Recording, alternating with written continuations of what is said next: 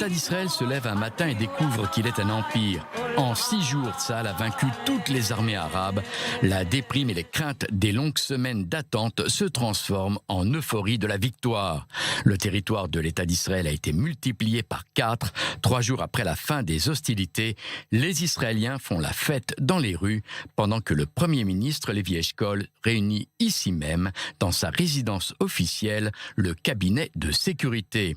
Au début, en comité restreint, et le lendemain, la commission interministérielle des Affaires étrangères et de la sécurité au grand complet. C'est là que, pour la première fois, les dirigeants de l'État vont tenter de comprendre, de penser et de décider ce qu'il y a lieu de faire avec les immenses territoires et avec plus d'1 million de Palestiniens.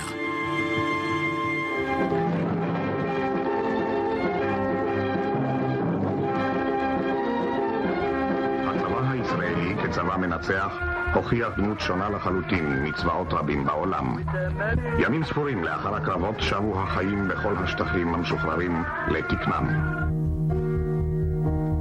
Il y avait un consensus défini 6 mois avant la guerre et qui posait qu'Israël n'était pas intéressé par la conquête de la Cisjordanie en raison de sa population.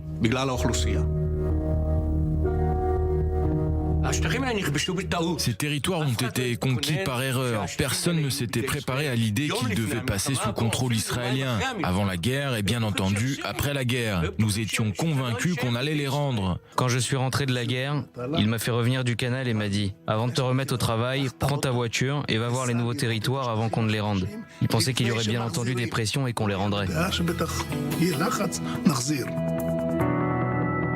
Mais pendant les 3 jours qui suivent le cessez-le-feu, Israël constate que le monde est encore sous le choc de cette victoire éclair et ne s'implique pas. Les Américains sont d'ailleurs satisfaits de constater qu'Israël a vaincu les pays alliés des Soviétiques et qu'une opportunité s'ouvre ainsi.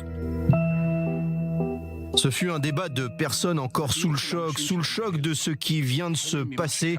Cela ressemble un peu à quelqu'un qui soudain gagne à la loterie et ne sait pas trop quoi faire. Tous les ministres sont d'accord pour considérer que Jérusalem restera réunifiée et que le Sinaï et le plateau du Golan seront rendus contre une paix totale. Autre question consensuelle, la bande de Gaza. Elle est partie intégrante de la terre d'Israël historique et le fait que pour l'heure, des centaines de milliers d'Arabes y vivent et parmi eux des réfugiés de 48 n'a pas contrarié la décision des ministres israéliens. Gaza restera sous souveraineté israélienne. Gaza reste entre nos mains, tout le monde est d'accord, et nous réglerons le problème des réfugiés. Alors que faire des Arabes? Quelqu'un dit « On pourrait peut-être les installer à El Arish dans le Sinaï ». Les ministres avaient déjà convenu que le Sinaï devait être rendu à l'Égypte contre la paix, mais ils continuent cependant à proposer des solutions présentées par Yigal Allon, c'est-à-dire « Commençons à installer des réfugiés dans le Sinaï dans 2 ou 3 sites ». Le ministre de la Défense, Moshe Dayan, ajoute « S'il est possible d'habituer le monde à l'idée qu'il s'agit d'un lieu de réinstallation de réfugiés, on pourrait peut-être commencer à y installer dès maintenant des milliers de réfugiés. » Alors, le Premier ministre, Lévi Eshkol, de demander « Pourquoi des milliers? On pourrait y installer 100 000 réfugiés, soit 20 000 familles. » Et il ne s'agit que d'une première étape, considère Yigal Allon. Tous parlaient par intuition. Personne n'était allé vérifier. Personne ne savait. C'était totalement exagéré, totalement inconsidéré. C'était en fait du bricolage, pas de la politique.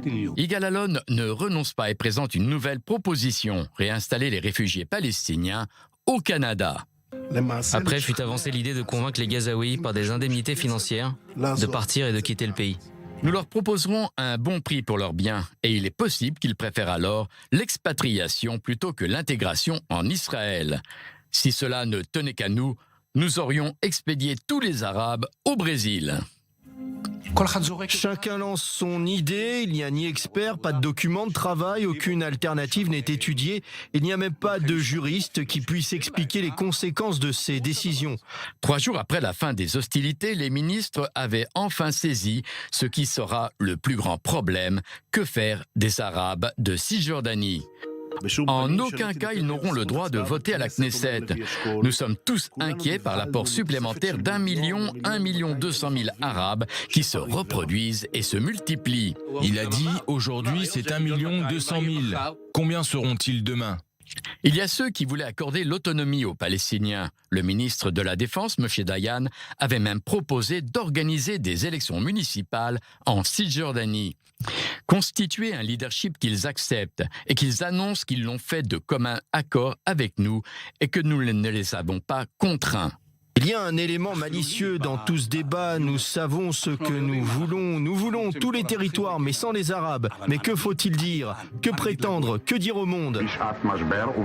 Le gouvernement était un gouvernement d'union. Menachem Begin, entré au gouvernement, mais sans portefeuille quelques jours seulement avant la guerre, pousse à l'annexion des territoires.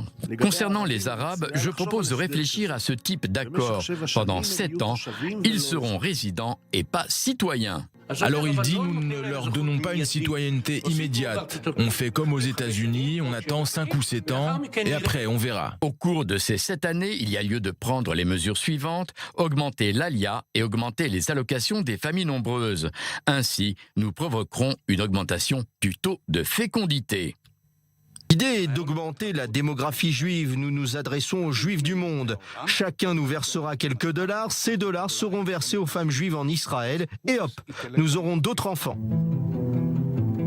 Lévi Eshkol, lui, pense déjà en termes d'action. Nous devons nous rendre dans les communautés juives de Washington, Boston et Chicago pour expliquer que nous avons besoin d'argent pour les mères juives en Israël qui feront ainsi un autre enfant. 2 autres.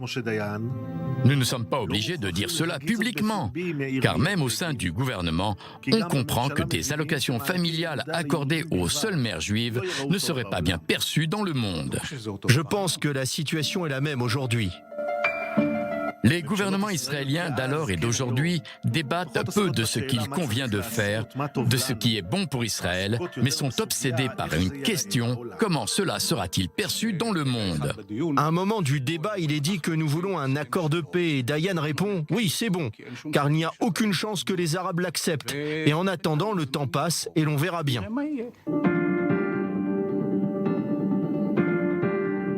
Dans cette réunion, très peu de ministres ont prévenu qu'il n'était pas certain que le temps joue pour nous.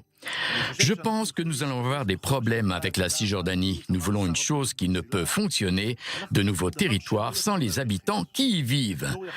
C'est une illusion de croire que nous allons avoir des Arabes sans leur donner des droits.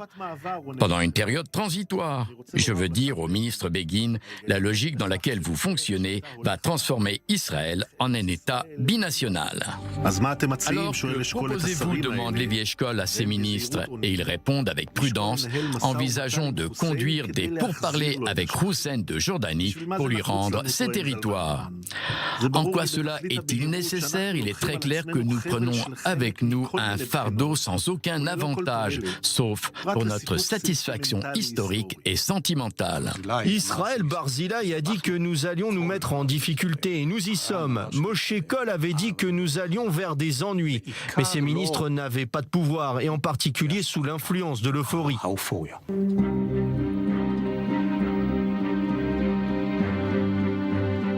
À l'issue de la réunion, les ministres décident de proposer un retrait contre la paix dans le Sinaï et sur le plateau du Golan, décident de réunifier Jérusalem, mais ne peuvent prendre aucune décision concernant la Cisjordanie.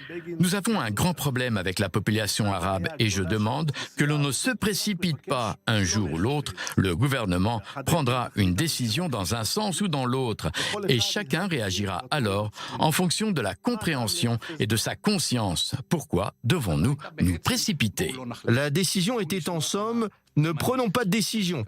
C'est tout notre problème depuis ces années. Nous avons repoussé, repoussé et repoussé. Alors le gouvernement israélien n'a pas voulu prendre de décision. Le 15 juin 67, à 20h45, la réunion est close. Le gouvernement de Lévi Eshkol conclut que l'administration militaire imposée en Cisjordanie sera maintenue provisoirement.